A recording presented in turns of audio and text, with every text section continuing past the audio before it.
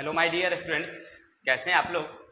आशा करते हैं आप लोग मस्ती के साथ पढ़ रहे होंगे और सब आदमी परीक्षा पर ध्यान दे रहे होंगे। चलिए जो भी है, तो आज हम लोग पढ़ेंगे जो हमारा हिंदी दिगंत भाग 2 जो गद्य खंड है, तो उनकी कविता का चैप्टर नंबर 4 है और नाभा दास रचित शीर्षक क्या नाम है? छप।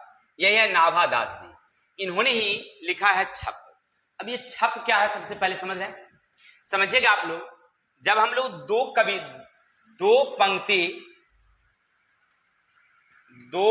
पंक्ति की कोई कविता पढ़ते हैं तो उसे बोलते हैं हम लोग दोहा। दो पंक्ति का अगर कोई कविता हो तो क्या बोलेंगे हम लोग? दोहा।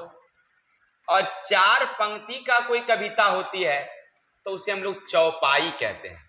क्या बोलते हैं हम लोग? जब 6 पंक्ति का होता है, 6 पंक्ति का कोई कविता, तो उसे कहते हैं हम लोग छप है, जो अभी पढ़ रहे हैं आप, छप है। अगर 8 पंक्ति का कोई कविता हो तो ऐसे हमारी हिंदी में उसे कोई कुछ नहीं कहा गया है, लेकिन इतावली भाषा में उसे सोनेट कहा जाता है, याद रखेंगे, ठीक है। तो 2 पंक्ति के लिए क्या? दोहा। 4 पंक्ति के लिए क्या? चौपाई। 6 पंक्ति के लिए क्या बोलेंगे? छप है। और 8 पंक्ति को इतावली भाषा में क्या कहते हैं हम लोग? सोनेट कहते हैं। तो आज नाभा दास रचित हम लोग क्या पढ़ेंगे? नाभा दास रचित ये छप पे पढ़ेंगे। लेखक जो हैं नाभा दास जी, कवि और सूरदास जी के बारे में क्या क्या लिखा है, उनका कैसे वर्णन किया है, इन सारी चीजों को हम लोग इसमें देखेंगे। तो सभी दिनों की भांति सबसे पहले हम लोग लेखक परिचय पढ़ेंगे, फिर हम लोग पाठ का एकदम बिल्कुल अपनी भाषा में अर्थ समझेंगे। अब करना क्या मेरे भाई, एकदम वीडियो को ध्यान से देखिए, सब कुछ समझ में आएगा। तो सबसे पहले हम लोग लेखक परिचय की ओर चलते हैं, सुनिएगा। शीर्षक का क्या नाम है मेरा? तो छप है। शीर्षक क्या नाम? छप है। और जो कवि हैं, कवि का क्या नाम है भाई? तो याद रखिएगा, नाभा दास जी ये लिखे हैं। इनका जन्म कब हुआ था? तो एक अनुमानित है 1570, माने इनके जन्म के बारे में कोई लिखित विवरण नहीं है। तो समकालीन बहुत सारे लोग थे, उनके हिसाब से बहुत सारे विद्वान ऋषि मुनियों ने इनका एक अनुमानित जन्म बताया कि लगभग 1570 में इनका जन्म हुआ था। तो आपको अगर परीक्षा में पूछेगा, क्योंकि आपके पाठ्य पुस्तक से ही पूछता है, उसी के अकॉर्डिंग हमको आंसर देना है, तो आप भी लिखेंगे 1570। निधन कब हुआ इनके बारे में भी मालूम नहीं है, तो एक अनुमानतः बताते हैं 1600 तक इनकी मृत्यु हो गई, माने बहुत कम आयु तक ही रहे। जन्म स्थान इनके बारे में, जन्म स्थान के बारे में बहुत सारी बातें हैं। देखिए, इनका जन्म स्थान हुआ था दक्षिण भारत में, यानी दक्षिण भारत में ये जन्म लिए, लेकिन शैशवावस्था में ही थे तो इनकी पिता की मृत्यु हो गई। अकाल मृत्यु के कारण ये माता के साथ ये जयपुर चले आए, राजस्थान, और वहीं रहने लगे। लेकिन दुर्भाग्यवश उनकी माता भी इनसे अलग हो गई और ये अलग होकर के रहना शुरू कर दिए, ठीक है। तो इनका जन्म कहाँ हुआ? तो दक्षिण भारत में। कुछ समय बाद अकाल इनकी पिता की मृत्यु हो जाती है, और पिता की मृत्यु के बाद ये अपनी माँ के साथ चले आते हैं। कहाँ? तो चले आते हैं ये जयपुर, राजस्थान में। और फिर कुछ समय बाद इनकी माता से भी इनका विक्षोभ हो जाता है, माता भी अलग हो जाती है। और क्या होता है, माता की मृत्यु हो जाए या कहीं चली जाए, इसके बारे में कोई विवरण नहीं है, तो हम लोग जैसा किताब में लिखा गया वैसे ही पढ़ेंगे। चलते हैं। इनके जो गुरु थे, गुरु का नाम है, याद रखेंगे, गुरु और प्रतिपालक की देखरेख में स्वाध्याय तथा सत्संग द्वारा ज्ञान का अर्जन। देखिए, इन्होंने जो शिक्षा ग्रहण किए थे, तो गुरु जी के आश्रम में रह करके कुछ गुरुओं से भी अध्ययन किए, साथ ही साथ प्रतिपालक जो लोग इनको पालन पोषण किया था उनके साथ रह करके अपना अध्ययन, और बाद में संत लोगों के साथ रह करके इन्होंने अध्ययन किया। इनको किस काम में मन लगता था, अभिरुचि? तो लोक भ्रमण, माने घूमने में, भगवत भक्ति करने में, काव्य रचना करने में, वैष्णव दर्शन, चिंतन, और विशेष रुचि इन सारे कामों में इनकी बहुत सारी रुचि थी। चलते हैं आगे, माने इनकी ये रुचियां थी। आगे हैं दीक्षा गुरु कौन थे। आपसे पूछा जाए कि बताइए नाभादास के दीक्षा गुरु कौन थे, तो याद रखिएगा स्वामी अग्रदास। इनको अग्र अली भी कहा जाता है। इनके जो दीक्षा गुरु थे, जिन्होंने इन्हें क्या कहते हैं ज्ञान दिया था, दीक्षा दिया था भक्ति करने का, वो थे अग्रदास। स्वामी रामानंद के ये शिष्य थे। कौन? ये अग्रदास जी स्वामी रामानंद के शिष्य थे। जैसे कबीर जी, जो कबीर हमारे थे, वो भी रामानंद के शिष्य थे, तो उसी तरह से अग्रदास भी रामानंद के शिष्य और उनके शिष्य नाभादास जी। ठीक है, चलते हैं आगे, आगे पढ़ते हैं उनके बारे में। देखिए इनकी अस्थायी निवास, यानी इनका जन्म तो हुआ था दक्षिण भारत में, लेकिन अपनी माता के साथ ये कहां चले आते हैं? माता के साथ चले जाते हैं जयपुर। जयपुर में वहां रहते हैं। उसके बाद मां से अलग होने के बाद कुछ समय बाद ये चले जाते हैं वृंदावन और वहीं रह जाते हैं और वहीं पर इनका स्थायी निवास है। इनकी कृतियां, अब इन्होंने क्या क्या लिखा है थोड़ा सा इनके बारे में जान लेते हैं। तो देखिए इनकी जो कृतियां हैं, पहला है उनका भक्तपाल, जो रचना काल है, रचना काल 1585 से लेकर 1596 निर्धारित किया गया है। दूसरा है इनका अष्टायाम, जो ब्रज भाषा में लिखा गया है। अब से पूछा जाए कि अष्टायाम किस भाषा में लिखा गया है, तो ब्रज भाषा में। दूसरा है अष्टायाम फिर से उन्होंने लिखा है जो रामचरितमानस के दोहा चौपाई की शैली में उन्होंने लिखा है, और रामचरित संबंधित प्रकीर्णों के पदों का उन्होंने अष्टायाम में वर्णन किया है। क्लियर? थोड़ा सा उनके बारे में विशेष सुन लेते हैं। कवि नाभादास की पारिवारिक सामाजिक पृष्ठभूमि अधिकतर विद्वानों के साथ रही है। मुताबिक दलित वर्ग के थे, अर्थात ये किस वर्ग के थे? बहुत ही दलित, ब्राह्मण नहीं थे, ये दलित जाति के थे। दलित का मतलब समझ रहे हैं ना, घिरना वाला जाति जिसको हम लोग कह सकते हैं, या तो दास होंगे या मोची होंगे, यही सब होंगे। ठीक है, तो हमने देखा कि नाभादास का जीवन परिचय, जन्म कब हुआ? तो अनुमानित था 1570, मृत्यु कब हुआ? तो 1600 ईस्वी। और इनकी प्रमुख रचनाएं कौन कौन हैं? तो एक है भक्तमाल है, शायद ये गलती हमको लिखा गया है, भक्तमाल है, भक्तमाल, अष्टायाम, ये प्रमुख कुछ रचनाएं हैं इनकी। ठीक है, और इनके बारे में हमने देखा कि इनका जन्म दक्षिण भारत में हुआ था। पिता की मृत्यु के बाद जयपुर चले गए राजस्थान, फिर बाद में कहाँ चले आए? वृंदावन, और वहीं रहने लगे। तो आशा करते हैं यहां तक आपको समझ में आया होगा। अब चलते हैं हम लोग आगे बढ़ते हैं। अभी तक आप पढ़ रहे थे लेखक परिचय, नाभादास जी का जीवन परिचय। जो छप्पे के लेखक हैं नाभादास जी, उनके बारे में हमने आपको बताने का प्रयास किया। आशा करते हैं सब कुछ समझ में आया होगा। और आज पढ़ेंगे जो छप्पे हैं नाभादास द्वारा रचित, जो भक्तमाल है। क्या नाम इसका? भक्तमाल। यहीं से लिया गया है छप्पा। सबसे पहले उन्होंने कबीर जी का वर्णन किया है और फिर उन्होंने सूरदास जी का वर्णन किया है। क्या क्या कहा सुनिएगा और विश्वास रखिए कि इस तरह आप समझिएगा कि फिर आपको कभी भूल नहीं पाइएगा और ना ही किसी वीडियो को देखने की जरूरत होगी। तो चलते हैं हम लोग, ज्यादा समय नहीं लेते हैं। क्या कहते हैं सुनिएगा। कहते हैं भक्ति विमुख जे धर्म सो सब अधर्म करी जाए, योग यज्ञ व्रत दान भजन बिनु तुच्छ दिखाए। नाभादास जी कहते हैं जो कबीर जी द्वारा जो भक्ति का मार्ग अपनाया गया, कबीर जी द्वारा जो भक्ति का मार्ग अपनाया गया, निर्गुण भक्ति, वो भक्ति बहुत ही अच्छी है। वो भगवान का भजन बिल्कुल सही तरीका है। और आप जो योग करते हैं या कोई यज्ञ करते हैं, कोई व्रत करते हैं, कोई दान करते हैं या कोई भजन करते हैं भगवान का, तो ये सब केवल दिखावा है, ये भक्ति का सही रूप नहीं है, ऐसा कहते हैं कौन? नाभादास जी। क्या कहा? पहले दो लाइन का अर्थ क्या होगा?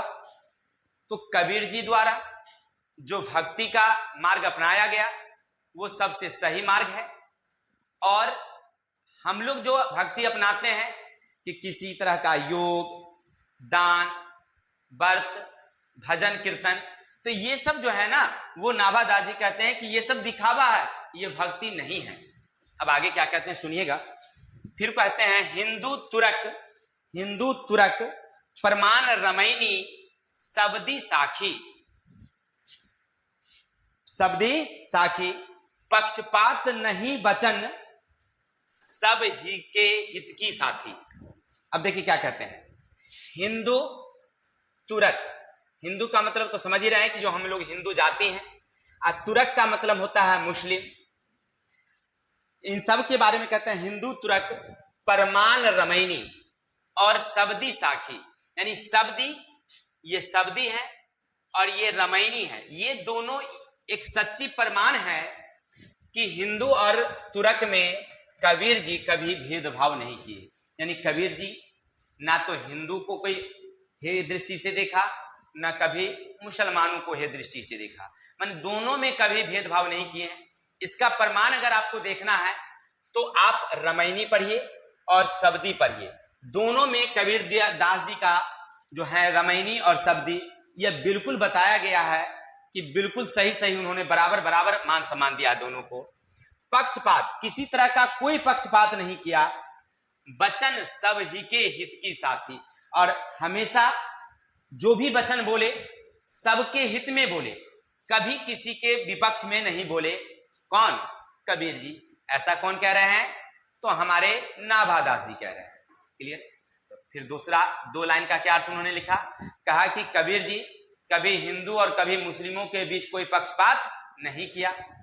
उन्होंने कभी, या इसको क्या कहते हैं हम लोग, किसी तरह का कोई पक्षपात नहीं, सबको बराबर मान सम्मान दिया। जब भी बोले दोनों के हित में बात बोले।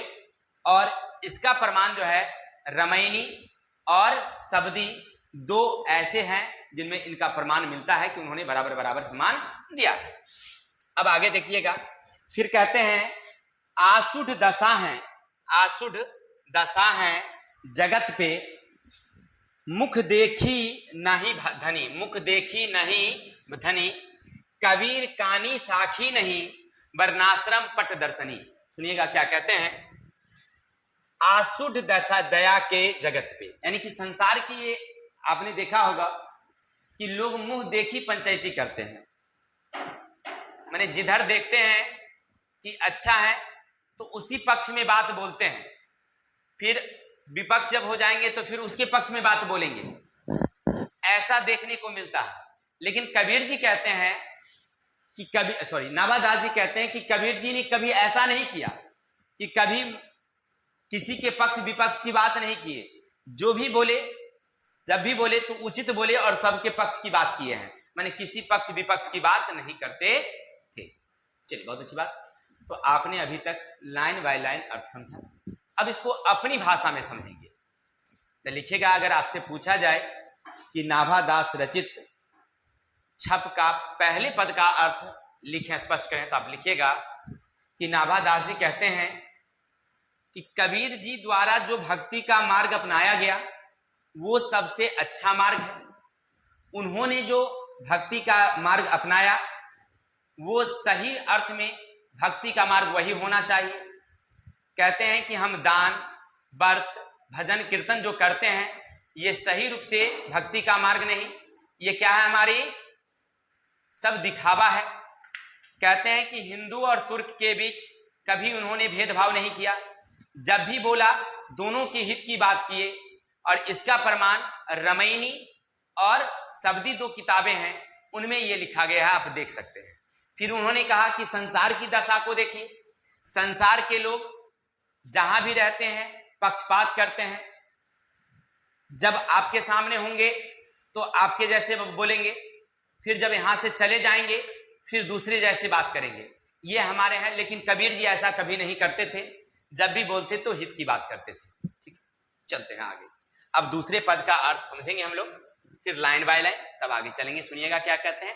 6 पंक्तियों का उन्होंने लिखा था, इसीलिए इसका नाम है छप, जो हमने शुरू में बताया। उक्ति, सुनिएगा क्या लिखते हैं। उक्ति चौज अनुप्रास वर्ण अस्थिति अतिधारी। देखिए कहते हैं उक्ति चौज अनुप्रास वर्ण अवस्थित अविधारी वचन प्रीति निर्वही अर्थ अद्भुत तुकधारी। कहते हैं कि जो सूरदास जी की जो रचना है, उनकी जो रचना है उनमें अनुप्रास वर्ण का अलंकार है। माने उनकी जो रचना है, क्योंकि सूरदास जी की जो रचना है उनमें अनुप्रास वर्ण का अलंकार है। माने जितनी भी रचना उन्होंने किया सब में अनुप्रास वर्ण को बड़ी सुंदर ढंग से सजाया है। उन्होंने वही लिखा है, कहते हैं उक्ति चौज अनुप्रास वर्ण और स्थिति अभिधारी, उसमें अभिधारणा दिया है वचन प्रीति निर्वही अर्थ अद्भुत तुकधारी। और हर चीज का एक बहुत ही तुक के साथ, माने क्या कहते हैं, माने मिला करके शब्दों को ऐसा तुक के साथ मिलाया है कि आपको ऐसा पता नहीं चलेगा कि उन्होंने अपने मन से लिखा है, लगेगा कि सच्ची घटना लिखा है। आप बचपन में पढ़े होंगे, क्लास 7 में आप पढ़े होंगे, एक सुभद्रा कुमारी चौहान नहीं, सूरदास जी ही लिखे थे और उनमें लिखा था, वो याद नहीं है लेकिन थोड़ा सा अर्थ बता देते हैं कि जसोदा माँ श्री कृष्ण को पलंगी पर लिटाए हुए झुला रहे हैं, रस्सी पकड़कर झुला रहे हैं और पड़ोसन एक आती है। अब पड़ोसन आती है तो वो इशारा करती है ऐसे कि मेरा लल्ला क्या हो रहा है, सो रहा है, तुम चुप रहो, हम आ रहे हैं। मैंने इशारा करती है, बोलती नहीं है। जबकि सूरदास जी अंधे थे, फिर ये अंधे में ये देखे कैसे कि कोई व्यक्ति जब उनकी माँ जब बच्चों को सुला रही हो तो उस समय नहीं बोलती है, ये सूरदास जी को कैसे पता चला? तो एक उनकी कल्पना शक्ति है और वहां पर उन्होंने ऐसे वचनों को सेटिंग किया कि आपको नहीं लगेगा कि बिना देखे वाला आदमी कोई ऐसा लिख सकता है। ये कौन लिख सकता है? जिसको आंख होगा वही लिख सकता है। लेकिन सूरदास जी ने ऐसा लिखा, यानी कहने का अर्थ है, यहाँ पर नाभादास जी कहते हैं, इसमें सुनिएगा, कहते हैं कि उनकी रचना, दो पंक्ति में क्या लिखते हैं, जो सूरदास जी की रचना है उसमें अनुप्रास वर्ण का अलंकार हुआ है और हर वचन में ऐसा उन्होंने अर्थ लगाया है, तुक लगाया है कि बिल्कुल एकदम सेम जैसा लगता है, देखने से पता नहीं चलेगा कि इसमें तुक का प्रयोग हुआ है। अब आगे क्या कहते सुनिएगा, प्रतिबिंबित दिव्य दृष्टि हृदय हरि लीला भासी जन्म कर्म गुण रूप सबही रमनान प्रकाशी। सुनिएगा क्या कहते, प्रकाशी। प्रतिबिंबित दिव्य दृष्टि, यानी कि दिव्य दृष्टि से हृदय हरि लीला भासी, उन्होंने अपने हृदय से भगवान श्री कृष्ण की लीला का वर्णन किया है। देखिए अभी आपने क्या सुना कि जो सूरदास जी थे वो अंधे थे, लेकिन अपने हृदय से भगवान के रूप का उन्होंने कल्पना किया और ऐसे रूप का कल्पना करके उनके बाल लीला का वर्णन अपनी किताबों में किया है, अपनी कविताओं में। वही कहते हैं जन्म कर्म गुण रूप सभी रस प्रकाशी, माने ऐसा प्रकाश दिया है उन्होंने। माने कहने का अर्थ है उन्होंने अपने हृदय के जो भाव है, हृदय के भाव से भगवान के जन्म का वर्णन बहुत अच्छे तरीके से किए हैं। अब कहते हैं विमल बुद्धि हो ताकुशी जो यह गुण सर्वनी धरे सुर कवित सुनी कौन कवि जो नहीं सिर चालन करे। देखिए कहते हैं विमल बुद्धि हो ताकुशी, यानी कहते हैं कि जो विमल बुद्धि वाला है, जिनको अच्छी ज्ञान नहीं है, वो भी सूरदास जी की कविता को पढ़ कर ज्ञानी हो गया। मैंने सूरदास जी कविता ऐसा लिखे कि विमल बुद्धि वाला भी क्या हो गया है, ज्ञानी हो गया, ऐसा उन्होंने कविता लिखा। फिर कहते हैं सुर कवित सुनी कौन कवि, और सूरदास की कविता सुनकर के कौन विद्वान, कौन राजा, कौन मुनि, कौन नहीं सिर चालन करे, सिर नहीं हिलाया। सिर चालन का मतलब क्या होता है? सिर हिलाना। माने स्वीकृति में उनकी कविता को अच्छा किसने नहीं माना, सब माना। ठीक है ना, यही कहते हैं कौन, नाभादास जी। किनके अर्थ में? सूरदास जी के अर्थ में। तो चलते हैं इसको अपने अर्थ में समझते हैं। लिखेंगे, अगर आपको दूसरे पद का कहेगा तो लिखेगा सूरदास जी के बारे में नाभादास जी लिखते हैं कि उनकी एक एक रचना है, उसमें अनुप्रास वर्ण का बड़ा सुंदर वर्णन है और उनमें तुक का अर्थ इस तरह से उन्होंने प्रयोग किया है कि तुक का कोई पता नहीं चलता, बिल्कुल उन्होंने सुटेबल ढंग से लिखा है।